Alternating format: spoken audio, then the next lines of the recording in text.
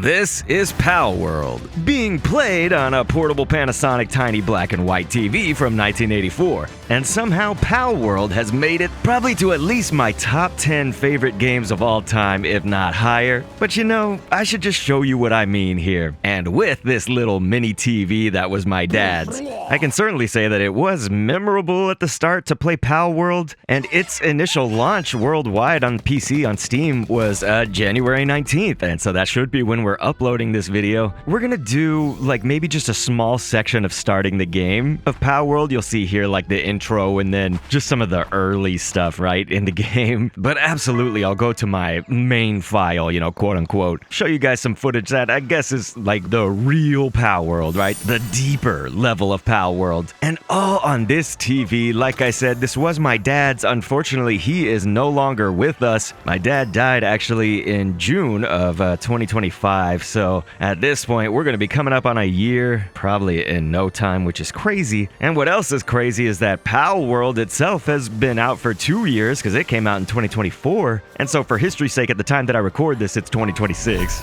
Should be obvious at this point. But I really can remember exploring everything. You know, like this game is so heavy on that more Breath of the Wild kind of exploration style. And it's so great because like every new pal that I would see, I feel like I had this one same line. Sometimes it would be in my live streams or whatever on another channel, but I'd be saying like, what the hell are you? Like it was, what are you? You know, not who are you?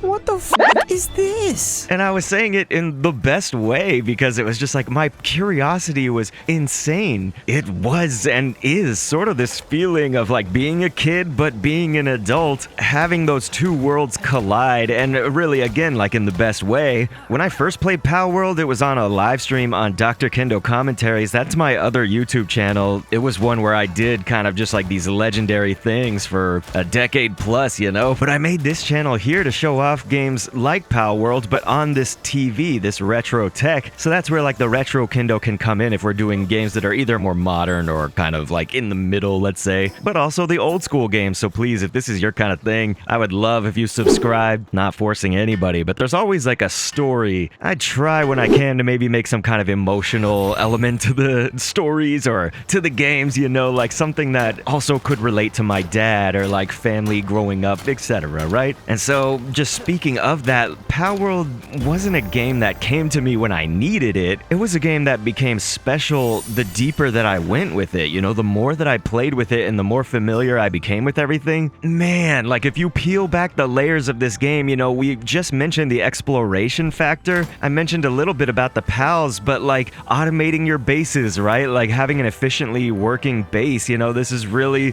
you're starting to get into base building elements. We already had creature catching elements. We already had this adventure with the exploration, right? So it's just all these kind of systems of Palworld revealing themselves as you keep playing. I hope that other people who played the game had this experience with it. I know not everyone will, but sometimes when you think about your games that might be like a top 10, as I said before, for Palworld, those top 10 kind of games, they may not be like the top 5 or top 3 that really come into your life when you really did need them, right? Like you had this like really healing moment from the game or something that was right as it launched. So I guess it's obvious that I did love Palworld even in the beginning, but I really did find that you could also play it largely how you want to play it, right? It wasn't a game that necessarily held your hand every single step, almost hardly at all to be honest, but just about where you need it to be. For me, I played the game, let's call it with kindness. Now, it's like, of course, there are things you can do that are kind of the more, I don't know, rated R choices, like adult choices in the game. And so I really did feel like I was driven by curiosity instead of like domination or like abuse of the pals or something, you know, like I really did enjoy the pals. And while early on you might be met with like Chikipi and, you know, Kativa, these kind of Lamball, they don't really do a lot of damage to you. They're probably the more baseline, easier pals to deal with. You do kind of quickly get into the throes of like what Palworld can offer, because just outside that starting area, you know, there's like water environments. Again, there's so much to explore, right? Because like then there's these abandoned kind of structures, or I guess if not abandoned, just sort of ruins, you know, and I can think that even if you wanted to, you probably wouldn't, but like your first boss is not really all that far away from that first starting area, but the first boss, Zoe and Griswold, you could take on really fast. It's just you probably would lose, right? So like the idea is that you actually start really getting taken all these different directions that the game could pull you, and you get to choose. Again, like I got to choose which one would I do. You know, again, like you could take on Zoe and Griswold really quickly to a certain degree, but you'd be largely unprepared. But you know, with that, there was items all over the ground. Like you pick up some of your spheres, but you also craft some of your spheres. I hadn't done too many games that were like very survival and craft heavy before this, surprisingly, in my life, right, you guys? Now I'm 39. What would that mean? I can kind of do math. So about 2 years ago, obviously at 37, in my upper 30s here, it is crazy to think. But you know, being a kid of like the 80s and 90s and stuff, a lot of our games probably weren't super like crafting heavy, at least the ones that I played. And so, while I can admit it was a lot of kindness that I showed to the pals, I do think I was a little bit worse to the humans, but not entirely. It was just more finding out that I could. Like, you know, a lot of us didn't know that you could actually catch humans in a pal sphere until you just kind of try it, right? Like, maybe you don't even know that you can actually hit them. I don't know. While this isn't a direct correlation, I think sometimes I do care a lot more about the animals of this world instead of humans in real life. But hey, again, don't take this too extreme. But I mean, after that, then I found out, okay, I can actually catch humans in the pal sphere. That's crazy. And the game actually tells you that that's kind of like cruel. You know, it's not a pleasant thing. So might be skipping forward in time a little bit, or a lot of bit, I should say, to then I should tell y'all that almost a little bit under a year in, but like, let's say it was maybe like 8 or 9 months into playing Palworld, I was able to get my son into the game. And so I really enjoyed that there was this option to be more curious, to be more kind, right? And like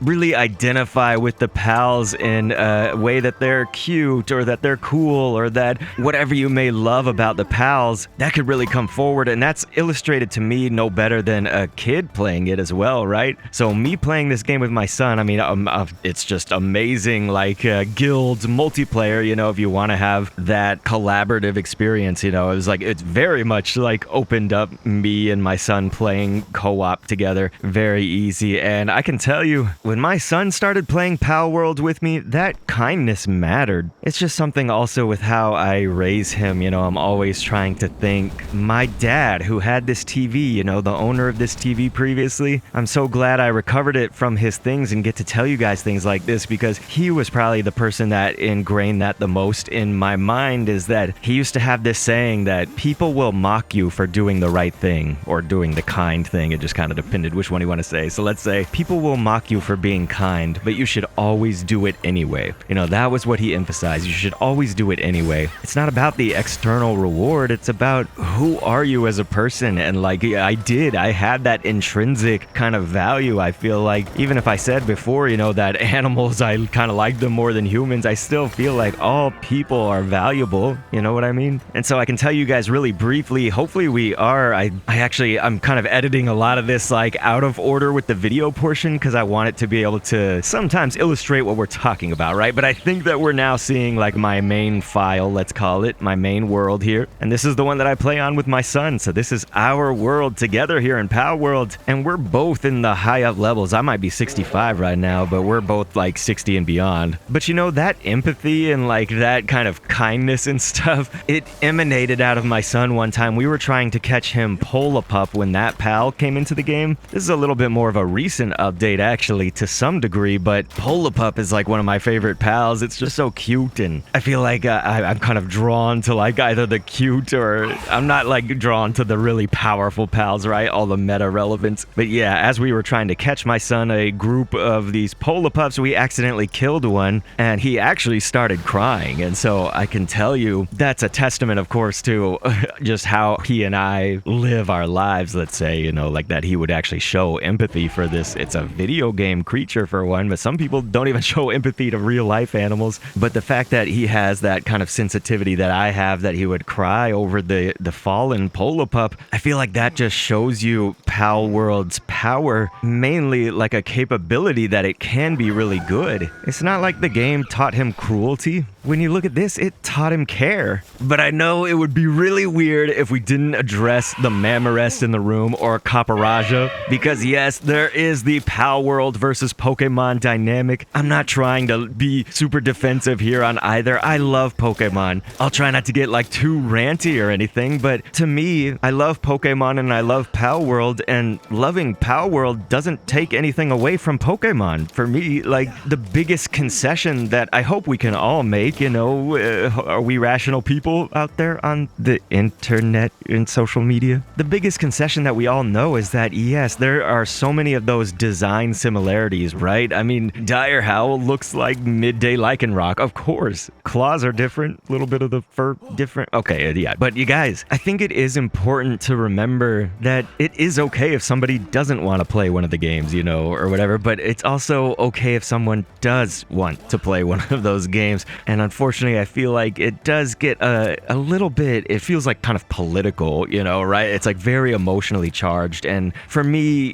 design similarities, I do wish, obviously, that there was more differences just in some of the designs, but it's like, even the bee in Palworld doesn't look a whole lot like Beedrill in Pokemon, they're not like the same thing. So let's put some of those aside for right now and just say design similarities, they aren't the same thing as like shared experiences, Both of these games can make us really care about the creatures that are in them, or maybe the worlds that are in them, especially now that we have several Pokemon games with different regions and stuff. My time exploring the Palpagos Islands and the entire just continents, that entire world, I feel like it's been really enriching. But yeah, I mean, to be honest, I often think of Palworld as this game that's more about, it's like a survival game, right? Like I mentioned with the crafting and also the adventure section. There is the creature collecting component. I know that a lot of people compare it probably more likely to Ark, but there were games like Temtem and Coralmon, kind of funnily enough, if you want to use that word. My son actually has this game called Negamons on his iPad, and man, that game's also one of those that uses like a sphere-like object to do the creature catching. It's crazy, but with the Pokemon and Palworld thing, that lawsuit, I would say the legal stuff doesn't really change how it feels to play Palworld, Like, I know it feels a little weird or maybe like dramatic to say, I hope we can all move on from the days of bickering with each other between Palworld and Pokemon. And to put it into perspective, my love for Pokemon, it goes so far that, I have done casting for the Pokemon company, like shoutcasting. I've done lots of different campaigns with them, but I've been playing since the days of Red and Blue. Like, I would say Pokemon Red is probably in my top 3, maybe top 4 favorite games of all time. And that's another franchise out of many that I've shown my son as well. Like, we so love to play Pokemon too. Something that I can tell you guys I really love about Palworld, and if you ever want to give it a try, just kind of in this modern day where games can cost to $80 and sometimes more, but at least like a $70 baseline for a lot of console games, Palworld is like 30 USD. It's often on sale too. Like, I've caught it on sale so many times. I've sunk about 800 hours now into it on my Steam records, and they actually seem to be putting out these like semi-regular, meaningful updates. What I mean by that is, like, sure, there may be like a bug fix update that happened one time, but like most of the time when they update the game, there's something that's more meaningful. So like, it might be the collab that they did with Ultra Kill. We did Ultra Kill on this channel, Retro Kendo, and that video just has done kind of flying colors for the channel, which I really appreciate. Again, I really love you guys. I love when you guys comment your experiences and stuff. That's been my favorite thing so far, is to hear what my stories and my experiences with this TV, with these video games, how did they relate to you guys? Maybe y'all had different or similar experiences. But there was also the Terraria update, Tides of Terraria. Is it Terraria or Terraria? Like terrarium. I didn't actually play Terraria. I should have, right? But I mean, with a lot of gaming companies, sometimes you'll say like, hey, at that point, it's not only about the price, right? Like, that's a good price, but look at the amount of content. It's about the trust. And so after basically 2 years of playing Palworld, like, what is it like on this TV? I think you guys have been able to see it, but just to tell you from my, like, actual physical being here, dude, like, sometimes this TV doesn't affect the experience too much. We'll say it always does, because, I mean, it's always black and white. It's like a small screen that's just 5.6 inches by 5.6 inches. And listen, baby, that's all you need. But, like, let's just say in Palworld, when it comes to the map navigation especially, I could definitely emphasize to you guys, like, I was absolutely leaning forward, getting my nose super close to the screen, squinting, trying to just, like, see, because Palworld's the world is really vast. It's really big. And so to have all these different points that you can actually traverse really well in the map, like Palworld does that really well. When you make the screen only 5.6 by 5.6 inches, man, does that get like cluttered and weird. So I kind of love to say that about the map navigation, but like without the colors, yeah, like I can still run around and navigate, but I feel like the world kind of loses some of its grandeur. So that's really interesting to me that like a huge world like this on Palpagos could feel a little bit cramped maybe on this little TV. But in the end, man, please, again, comment if you felt anything when you watch this video, and I would love for anybody to subscribe, only if you would like this kind of content. We'll also be back with more of your suggestions and stuff for what to play on here. But in the end, I can just say, I'm excited to see when Palworld gets out of early access. You know, this has only been early access up until now, and it's still good. And when there's like a new shirt or a new plushie or the original card game that's going to be coming out, I just have a lot of fun with the game Palworld, and I love any time that somebody gives it an honest try, whether they like it or not. But you know, like this TV kind of cramping and boxing the entire world of Palworld, I know that Palworld is often boxed into labels. Pokemon ripoff, early access slop, or like controversy bait or something. But the truth is, when you actually play it with an open heart and open mind, there's so much more to it than meets the eye.